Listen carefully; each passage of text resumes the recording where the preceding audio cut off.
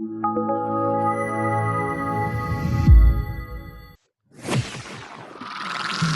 listening to another ambitious EntrepreneurNetwork.com podcast, the voice for entrepreneurs and small business. Now, onto the show. Welcome to the Christian Entrepreneurs Podcast, daily conversations with Christian entrepreneurs to inspire and empower Christian business owners to walk strongly in their faith, while build a thriving business that honors Him in every way. Now, over to your host, Anne-Marie Cross.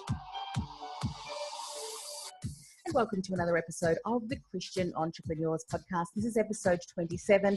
And yes, I'm Anne-Marie Cross, brand and communication strategist, also known as the podcasting queen. Now, joining me on today's show is businessman and life coach, Aaron T. Walker. And he has inspired many through his leadership, through his mentorship, and consistent pursuit of excellence. Now, he enjoys helping others, and he believes that experience is a great teacher. And 35 years of entrepreneurship and marriage have given Aaron a wealth of experience. Now, he continues to reach new heights and broaden his perspective of the terrain by examining his experiences and growing from them. Now, there's some insight into that. Now, on today's show, Aaron is going to share fear missing an opportunity more than you fear failure. We're going to dive into that topic. Cant, couldn't do it, and could do it all, as well as the enemy to excellence is isolation. So welcome to the show, Aaron. Hey, Anne-Marie, thank you for having me on today. I really appreciate it. I think what we said in the introduction about life being one of the greatest experiences and learning opportunities, I think is something we often forget, don't we? We struggle from one challenge to another, from one opportunity to another, without really taking a step back and looking at, what insights can I learn? What hindsight is a great lesson and teacher for us. And what can that give me as far as foresight into the future? So I'm really pleased that you're here to share some of that today. I always love to give the guests an opportunity to share a brief overview of how they've gotten to where they are today. Maybe there are some key milestones that led you to the path that you want to share with people today, because I think sometimes our stories can be what really inspires others who may be struggling or going through the same thing. Well, thanks, Anne-Marie. I'll just give you a brief overview, a 30,000-foot view of my background. I'm in the States, obviously, Nashville, Tennessee, and I'm a native Nashvilleian. I've been here 57 years. And I started out as a very poor kid from a very poor family, but had great ethics. They had great core values, but my dad just wasn't a great businessman. Mm-hmm. So I met a couple of guys that had a lot of money when I was 18 years old. We formed a partnership, started our first business. 9 years later, I was able to retire. I sold out to a Fortune 500 company, and I thought, well, this is pretty cool, going from not having anything to being able to retire at 27. What I learned in that process, and I'd like to come back to this in a few minutes, after about 3 months, I became extremely bored and depressed because I had no purpose. I had no reason to get up. I had no schedule to keep. I wasn't making any contribution to society. I wasn't really doing anything. I gained 50 pounds in about 18 months. Wow. I was getting in the bed in the middle of the day. And my wife woke me up from a nap one day and she said, "This is not what I signed up for. You need to do something." So I went back, bought the company I started with when I was a teenager, and we took it 4 times the size it was over the next 9 years. And so we really grew that business to a really, really nice company. But my life changed forever in August of 2001. I was headed to the office. It was about 7:30 in the morning. And Anne-Marie, I don't know if you've ever gone through a tragic experience, but I ran over and killed a pedestrian on my way to the office.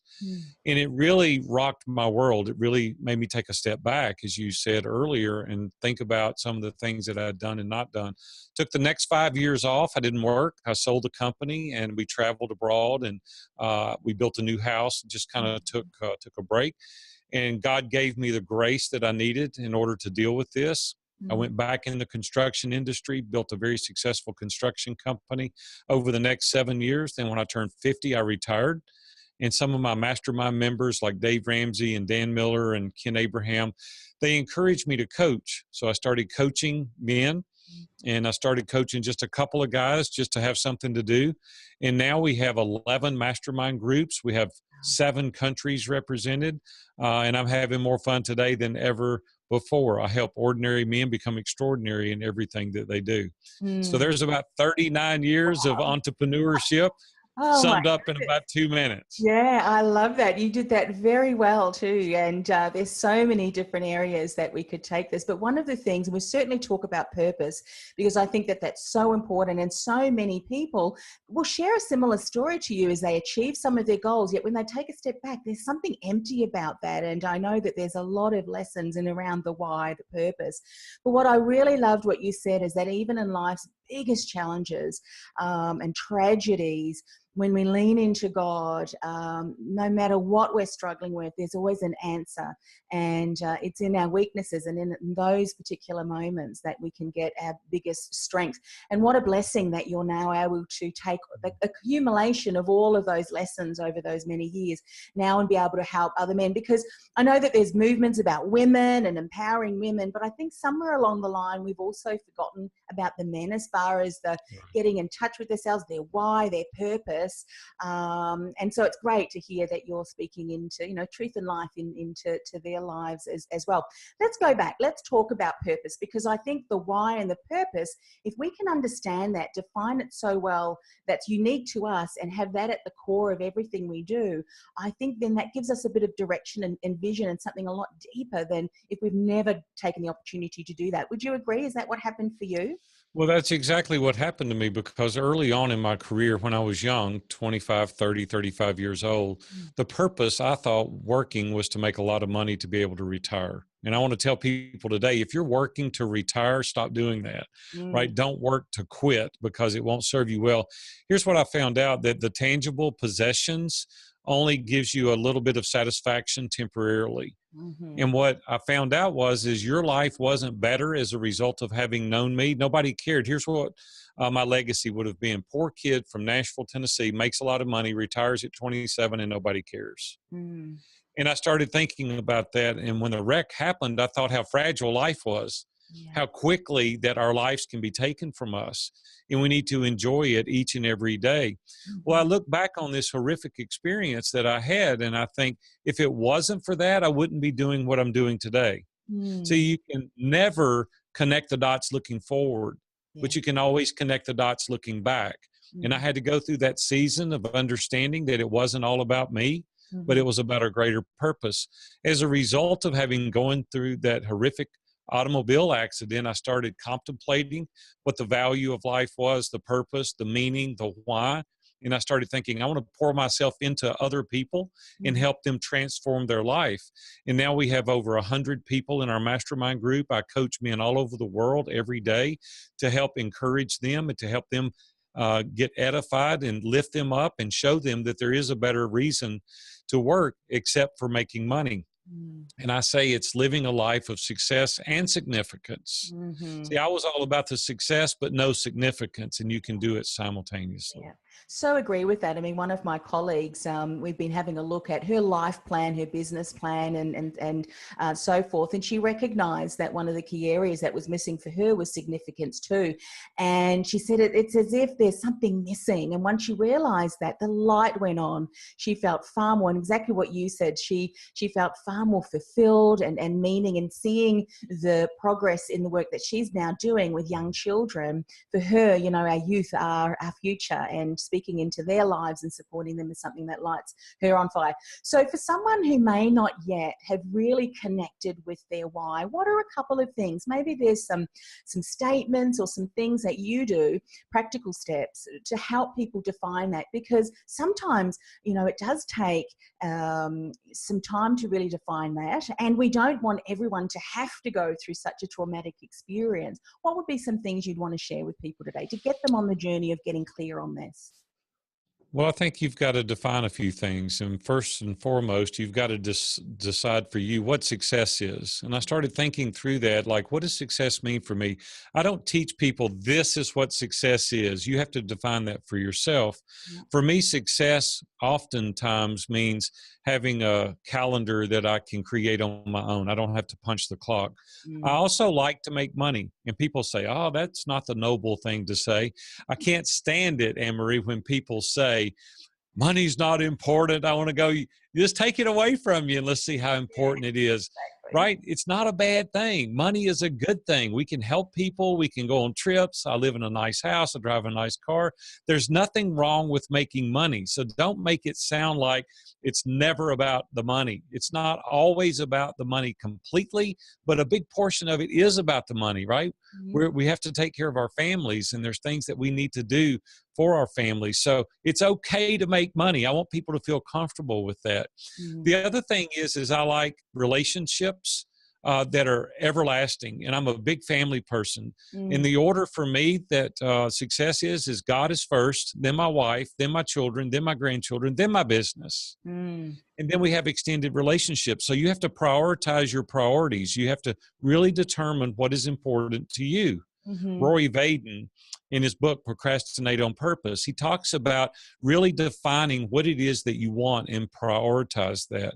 Then you have to start thinking about significance, and what does that even mean? Success normally is about yourself, and significance is about others. And I want to help people when it's not convenient to help them. We're all busy, right, Anne-Marie? I'm sure you're busy, just like I'm busy. We're all busy, but we need to take time out for other people, right? We need to invest in other people, and we need to think about how we can edify them. We need to be the counsel of the multitudes for many people. We need to reach out and connect them with the persons that they need to make themselves successful.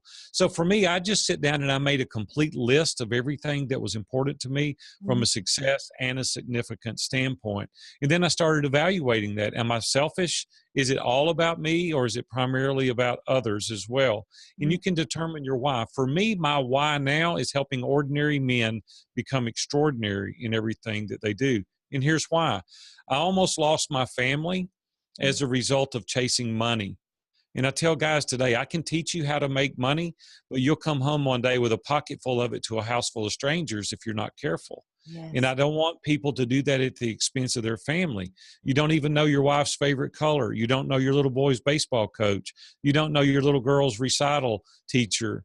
You don't even know what they're doing at school, and the kids don't have your attention. We need to be present when we're present.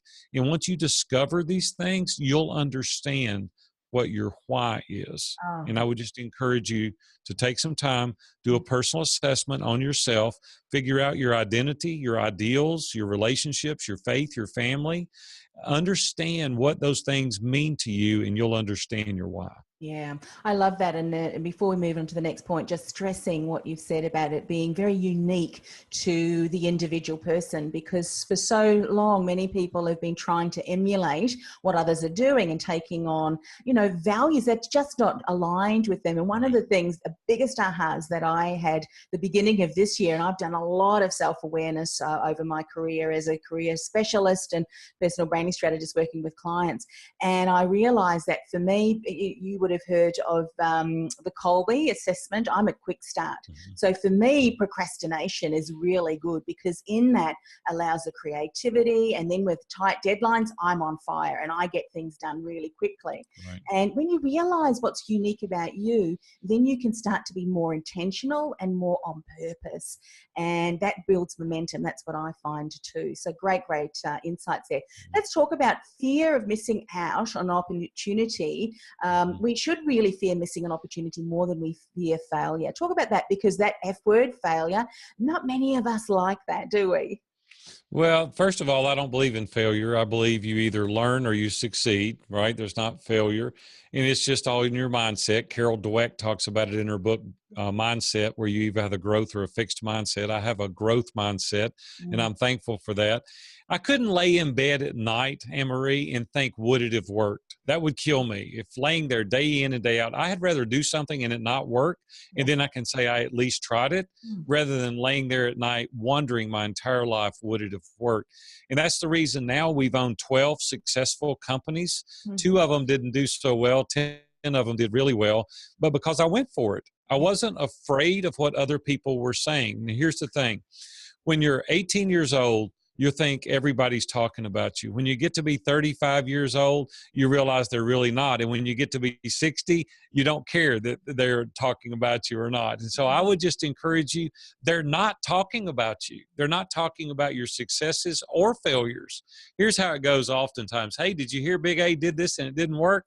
what's for dinner? I mean, that's about how long it lasts. Yet we allow other people's thoughts and their comments to dissuade us from chasing our dream. And so I always say, fear missing an opportunity more than you fear failure. Yeah, so, so true. And I think sometimes the greatest lessons that we can learn are from the failures, the opportunities that we took, and it didn't quite work out that way because, as you say, you can learn from those and grow from those. But so often we want to sweep them under the carpet, start afresh without really reflecting on that. So another great insight. So Cant couldn't do it and could do it all. Share more about this. Yeah, let me tell you where that came from. When I was a child, my mom would not allow me to say can't. She would say, you might not be able to do this, but you're at least going to try. Yes. And Anne-Marie, I couldn't stand hearing that. Everything was can't, couldn't do it, and could did it all. And I'm like, dadgum. But here's what's funny. When I would try it, it would work. And that would build my self-esteem. And as a result of that, I would try other things. And so I've adopted that as a lifelong mantra. I couldn't stand it when I was a child, but now I practice it every day. Now my answer is, yes, I can do that. What is it? Because if you take enough time and you get the counsel of other people and you get coaches and you spend enough time investigating, you probably can figure out most everything as a rule of thumb, right? That doesn't mean you're going to excel at everything, but more than likely you can make a concerted effort at making it successful. So develop a can-do mindset, not a can't mindset. Yeah, absolutely. And I think one of the things in that, as we try something, we realize, you know what, it's not my best strength or something that I really enjoy doing. That's when we delegate it, don't we? And we give it to someone who excels in that in business. But absolutely agree. How many people say I can't, shouldn't, all of those words? I mean, that mindset is so important. And you would know as a coach, you could show all of your clients the right steps, the right strategies, the processes, everything, lay it all on the table. But if we don't have the right mindset that partners with those strategies, we can still remain stuck. And if I remember this correctly, there was a reframe that I heard not so long ago by one of the pastors in the US, actually, Stephen Furtick, in Elevation. He said, we need to reframe, I couldn't do it, so I won't do it, to, well, I would do it if I could do it. So I could do it, so I would do it. Something like that. Right. So the reframing the word completely changes the whole situation. And I think, again, gives us the courage to step forward. And if we try it and we go, you know what, didn't work so well, give yourself permission to go, okay, next, kind of thing. So important. The other thing, I would like to comment on that, if I may. Yeah. I think the important thing is that you surround yourself with the right people. Yes. I have chosen my inner circle very carefully, and I have people that tell me the truth. I've been in mastermind groups now every week for 20 years. I surround myself with people that have a can-do attitude. Yes. Naysayers, what they're really saying is they can't do it, and they want to impose that on you. Yeah. Get people that will tell you the truth, but get people around you that are encouragers, that lift you up, that push you through upper limit challenges. Gay Hendricks wrote a great book called The Big Leap, and he helps us understand how to push through these upper limit challenges. And that's the reason that I have been in these accountability groups and mastermind groups for over 2 decades, to help me, because we all get down. Let's admit it. We all get into a place sometimes where we're discouraged, and these people can reach down and pull you out and help you. Yeah. So surround yourself with the right people. Similarly to that, Aaron, we also need to be mindful of who we do give our time and attention to. And there's been some really great conversations going in our local community with some of the business women, that they realize that some of the boundaries that even their clients and people that they associate with, they are so people stepping over this. We need to get rid of and really limit our time with the energy suckers, those naysayers, because they really can get you down and get you off focus and on track. So yes, include and surround yourself with the right people, but also too, we need to limit ourselves with the time we spend with naysayers. Yes. Absolutely, without a question. Pick your friends and your accountability partners very carefully. Yes. Well, that segues beautifully into the next piece that you want to talk about. The enemy to excellence is isolation. So part of that would be, again, don't do everything on your own, but share some more insights around this. Well, 20 years ago, 20 years plus now, I was at a Mercy Me concert in Nashville. Jeff Mosley is in our group, and that's one of his labels. And we were listening to a group there. At the time, I didn't know Jeff. And Dave Ramsey was sitting in front of me, and he invited me to join his mastermind group. I did, went and joined his mastermind group. And I was timid at first because I had kind of a veil around me. I didn't want people to know certain things that I was involved with or that I did, or I didn't feel an authentic voice that I could share because I wanted people to think well of me, and I wasn't transparent. You know how that male dominant alpha male is, you know, he doesn't want you to know everything. And by being in that group, it exposed to me that strength starts through transparency. See, when we let that veil down and let other people know that we don't know everything, when we don't or can't do some of these things without aid of other people, and they come alongside you and help you work through that. And that's the reason that I say the enemy to excellence is isolation, because we only have one filter. We only have one vantage point. No matter how bad you want to see it a certain way, you just can't unless you have other people with other experience around you. So that's the reason that I subject myself to the scrutiny of other people so that they can give me other vantage points. And that's why I titled this, The Enemy to Excellence is Isolation. Yeah, so key. I remember sharing a story about where one of my failures, and it was the worst business experience I've ever had in my life. Yet now looking back, you know, joining the dots of going backwards, it is the best because it absolutely catapulted. It really helped me to refine and catapulted me in another direction. It also shared some truths, you know, lessons that I wasn't learning over and over. And God kind of said, all right, I'm going to shake you and you're going to listen. Whoops, this time. Let me just unmute you. Let's see, start the video again. That's what I love about lives. We can need to go with the flow here. Hopefully we can get Aaron back.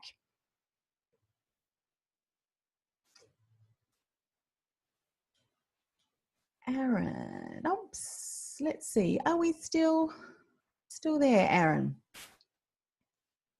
Oh, all righty. That's what I love about being live on Facebook. We just go with the flow, but we've got you back, which is great. So I'm not sure if you heard that. I was just, you know, my worst experience in business failure actually was the best lesson, and it catapulted me forward. And sometimes we've got to learn those. But I remember sharing that on a webinar once, and a couple of the guys messaged me privately and said, wow, you're really brave about sharing that.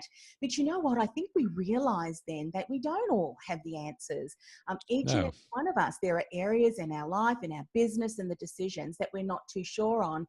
And I'm all for transparency and learning together. You know, the person who thinks that they know it all often won't allow themselves to learn and grow. And so I think what you've just said there is absolutely priceless.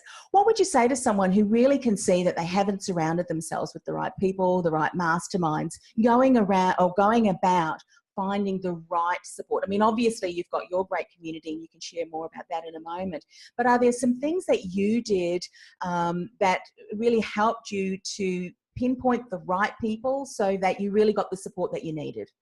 Well, it's a slow process, and I've even written a couple of books about that. One is called View from the Top, and you can go in and I really break down in there some of the things that you need to do. Some of you need to get rid of some relationships. There's some family members that you need to be cordial to and visit and see, but they don't need to be in your inner circle.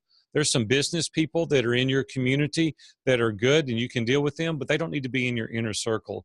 You need to pick those people very carefully. They're called trusted advisors for me. And I've slowly garnered those relationships. I slowly went out and went to lunch and had coffee and got to know these people intimately over time. They earned the right to breathe into my life. They earned the right to be trusted. And I was able to be candid and honest with those people over time. I have a very, very long lookout as far as it goes for building relationships. It's not instant gratification. It's not getting that person and in 2 weeks I'm going to tell them everything I know. I really dole out a little bit at a time to see if they can be trusted. and over the course of months and even years, get to a point that I can be totally transparent, be very vulnerable, be very authentic and genuine with those persons. Mm-hmm. And you have to gauge for yourself to the level that you're willing to go with those people. I have 10 to 15 people in my life that I'll tell anything to. Mm-hmm. And then if you're smart, then you'll kind of pull the reins in just a little bit, because you don't want to be totally vulnerable and transparent with everyone. So I would just say, be very cautious, go very slow. Absolutely. Well, let's share more about the mastermind that you offer for people who are listening today and watching today and would really like to tap into that. How can they find out more and share a little bit more about that? Thank you. Thank you. It's called Iron Sharpens Iron. And just as one man sharpens another, just as iron sharpens iron, Proverbs 27:17, we took it straight from scripture, because we need sparks flying occasionally, right? We need that iron sharpening iron to help us. We meet on Zoom. They're a video conference. There are 10 men in a group, and we now have 11 groups. We're about to launch 3 additional groups very, very soon. Viewfromthetop.com is where you can learn more about that. And we're catered to men 25 to 57 years old is kind of the avatar that we're looking for, small business owner. And reach out to us. We'd love to talk to you. Yeah, fantastic. And we'll put all of those details on the show notes as well. And for those of you listening to the audio, we recorded this as well, so you can go and watch Aaron speak as he's sharing his wisdom and insights today. The link is ambitiousentrepreneurnetwork.com/TCE27. All those details will be there. By the way, if you haven't yet already subscribed, but this is a daily show, so you get daily inspiration from other Christian entrepreneurs. I think sometimes business can be hard, and finding people who also have the same faith and values as you can just share and speak into your life, I think is just incredible, a real blessing. So to subscribe, all you need to do is go to ambitiousentrepreneurnetwork.com/subscribe. Aaron, one of the things that I'm doing for everyone today, and I'd love to take that opportunity, is just to share a blessing for you, say a prayer, and then we can finish up the show. Am I able That'd be great. Yeah, fantastic. Absolutely. Thank you. Thank you. Thank you, Father, for the time that we could spend together with Aaron, that he was able to share his journey. Yes, there are ups and downs in business, and there can be tragedies as well. But as Aaron said, when we lean into you, when we look for your guidance and your support, that you can really transform that tragedy into where we can go out and bless other people. Father, it's just amazing the work now that Aaron is doing with men around the world, and really inspiring and empowering them.